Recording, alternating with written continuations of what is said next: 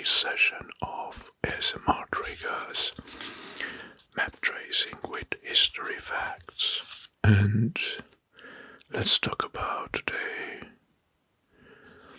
about the most ruthless dictators who ever ruled in Europe. 8 of the most evil dictators Europe ever had. Throughout history, several leaders have risen to power with methods that were marked with brutality, oppression, and complete disregard for human rights. These dictators ruled with often using violence, fear, and mostly propaganda to maintain their control. They led wars, purges, and genocides, and leaving legacies that still haunt the regions where they ruled. Alright, we're gonna start first with, I think, the evil from them all. The dictator who started the World War II, Adolf Hitler.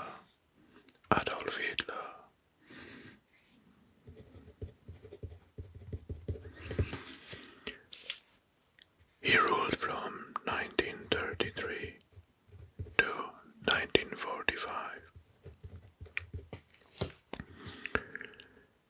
He is responsible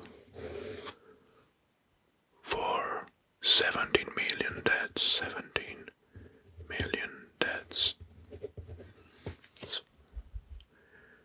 including 6 million Jews in the Holocaust.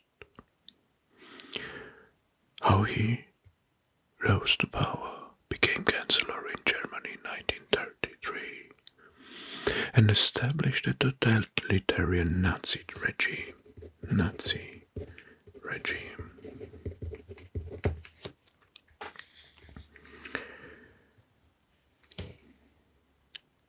He started the World War II in 1939.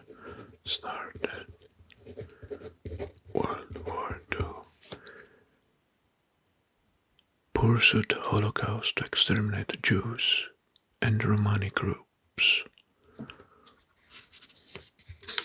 The shocking fact is that Hitler was once a failed artist.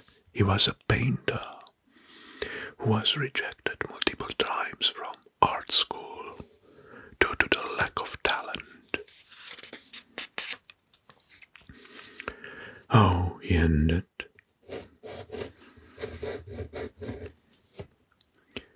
He committed suicide in his bunker in April 1945 as the Allied forces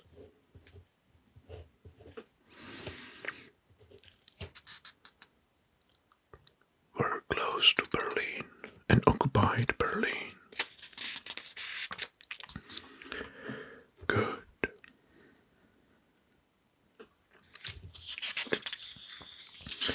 Next is Joseph Vissarionovich Stalin, or simply Stalin, from 1924 until 1953.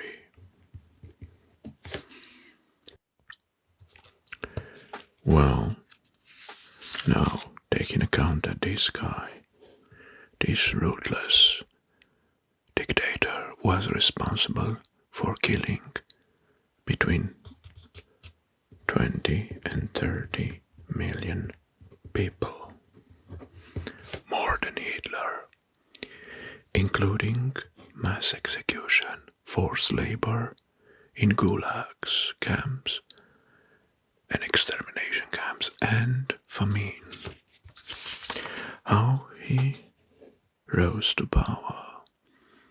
He took over after Lenin's death in 1924. And eliminating his rival, consolidating power as a dictator of the Soviet Union.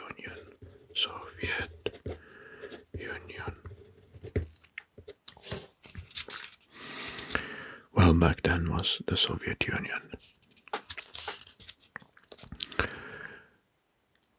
He ran brutal purges, including executed his own military leaders who opposed him or who had different opinions.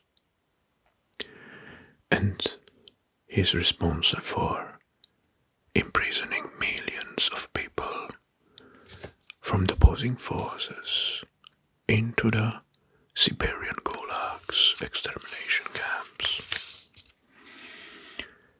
He died in 1953,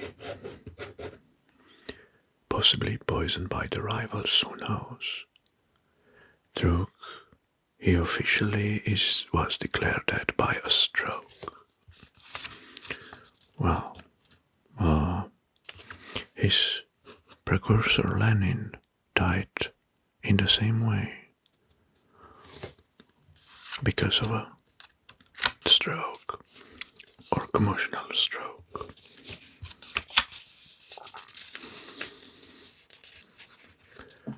Good. Next is from Italy, Benito Mussolini.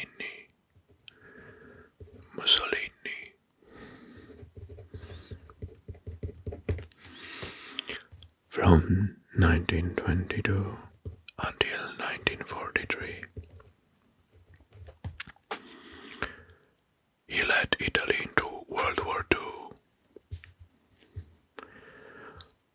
and was responsible for thousands of deaths, including war crimes in Ethiopia and Libya.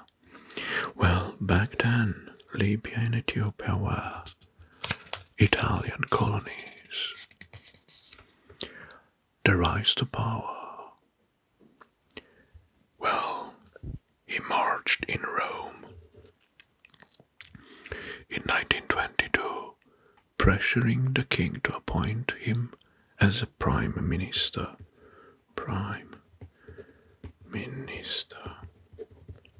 In 1922.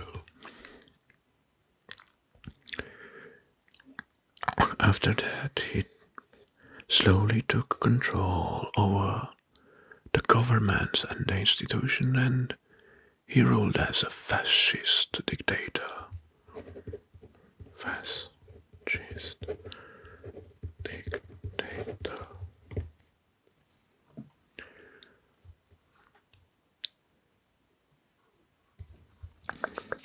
He inspired Hitler and introduced totalitarian fascism to Europe.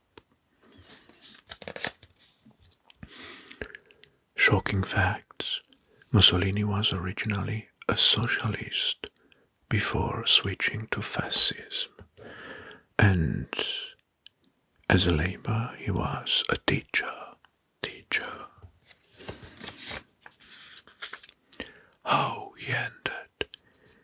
He was captured and executed by the Italian partisans in 1945.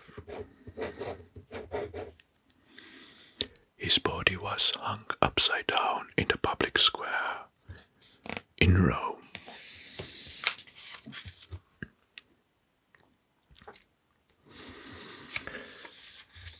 Let's move next to Franco from Spain. Franco, or short Franco, from 1939 to 1975. 1939 to 1975. Estimated 200,000 deaths because of his rule and regime, including execution, forced labor, and concentration camps.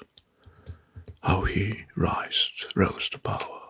He led a military coup in 1936. Military coup in 1936, starting the Spanish Civil War. Spanish Civil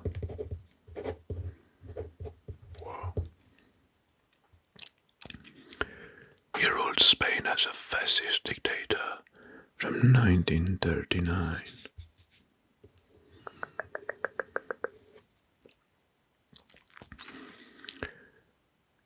Well, he maintained neutrality in World War II, but sympathized with Hitler and Mussolini. The shocking fact: Franco had his enemy corpses exhumed and buried in mass graves to erase their legacy. He died of old age in 1975, after ruling for over 40 years.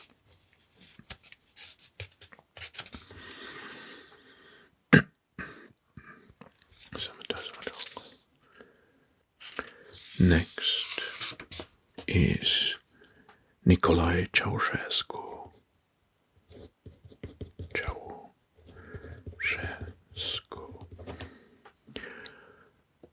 He was the dictator who ruled Romania from 1965 until 1989. Well, the stats, tens of thousands were killed through his regime. He ruled with oppression, secret police, and mass starvation. Well, how he rose to power? He became Romania's communist leader.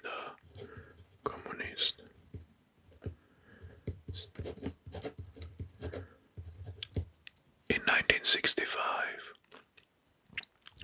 Over the time, he tightened his control over all aspects of life. And slowly he and his men took control over the institutions. Some facts: he bankrupted Romania with lavish spending while citizens starved. Shocking facts: this is the guy who built the second largest institutional building in the world, the Parliament, the Palace of Parliaments, or the House of People in Bucharest. He built a palace so massive that it entered in the World Guinness Book record. How he ended: he was overthrown and executed by a firing squad in 1989 when the anti-communist revolution was ignited.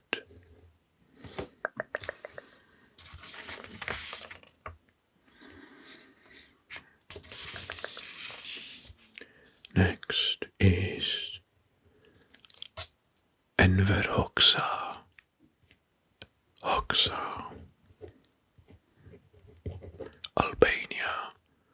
Albania from 1944 to 1985. 1944 to 1985. The stats: tens of thousands of people killed and over 100,000 imprisoned during his regime. Well, imprisoned, forced labor, mass starvations, and due to the economic mismanagement, the rise to power, he became a communist leader of Albania.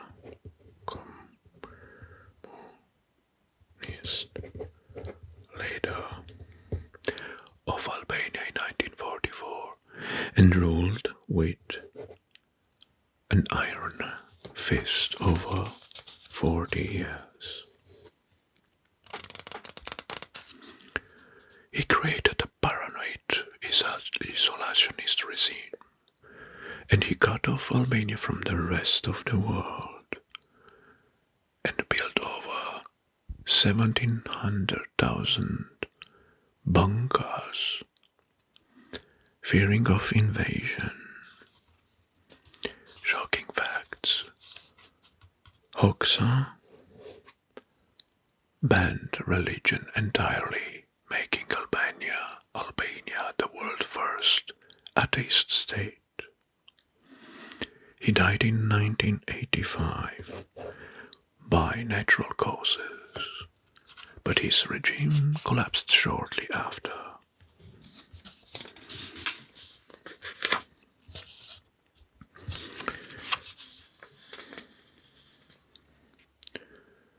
Alright, now this one is a controversial one. Is Leopold II?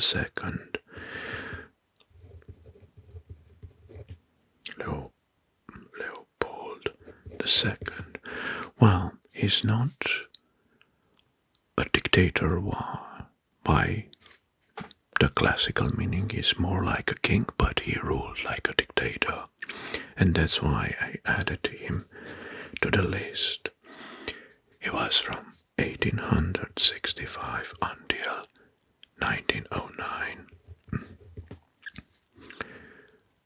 He is responsible for the deaths of 10 million Congolese. 10 million Congolese. Back then, Congo was a colony of Belgium. So he rose to power. He was the king of Belgium from 1865, but he took control over Congo, Free State, as a private colony of his own, exploited the Congo's resources, forcing natives to work under brutal conditions, resulting in the widespread death and mutilation. Shocking fact is that Leopold II became incredibly wealthy from rubber extraction, which was harvested through slavery only and forced labor. The laborers who opposed were executed on sight. How he ended? He never faced trials for his crime, but he was forced to relinquish control of the Congo in 1908. After an international outrage, he died in 1909. King Leopold II of Belgium. And the last one is Antonio de Oliveira, Salazar.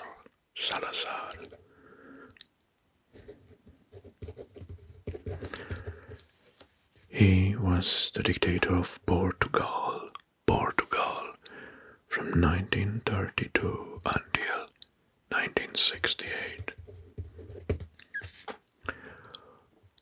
Thousands of deaths, drug oppressions, forced labor, and military conflict.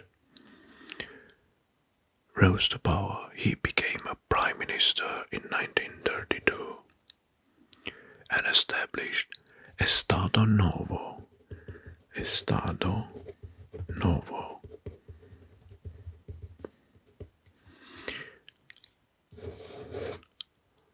New state, a corporatist authoritarian regime. Salazar was a fascist sympathizer who ruled with strict censorship and suppressed his opposition using secret police BIDE. Secret police, which was named BIDE. Shocking facts. Salazar was known for his austerity policies, keeping Portugal in poverty while maintaining a brutal regime to secure his control. How he ended? In 1968, Salazar suffered a stroke and was forced to step down. He remained a figurehead until his death in 1970.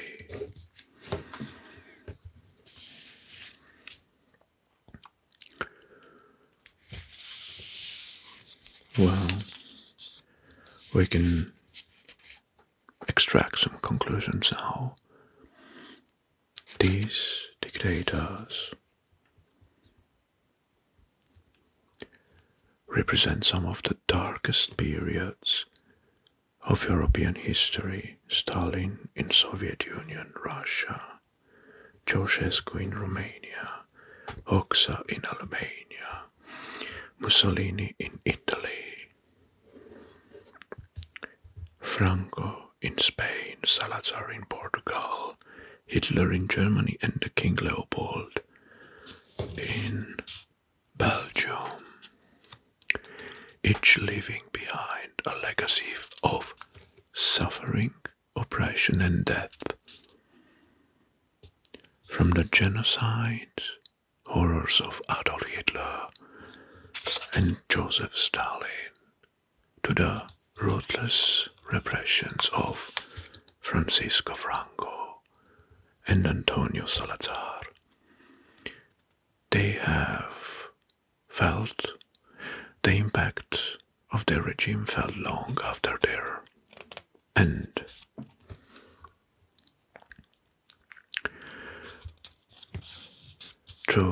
Each ended their reigns differently, from death in exile, execution, or natural causes.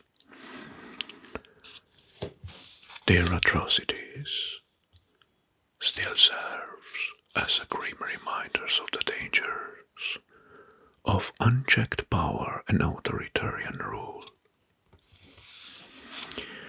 These all figures stand as a warning of how absolute control, once achieved, can devastate entire nations and people, leaving scars and outcomes for generations.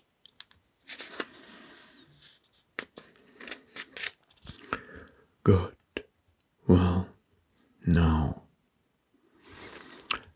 it's time for you to leave some comments related to this topic. Which one you consider the ruthless from them all? Thank you very much for watching, and until next time, I wish you all the best. Bye bye.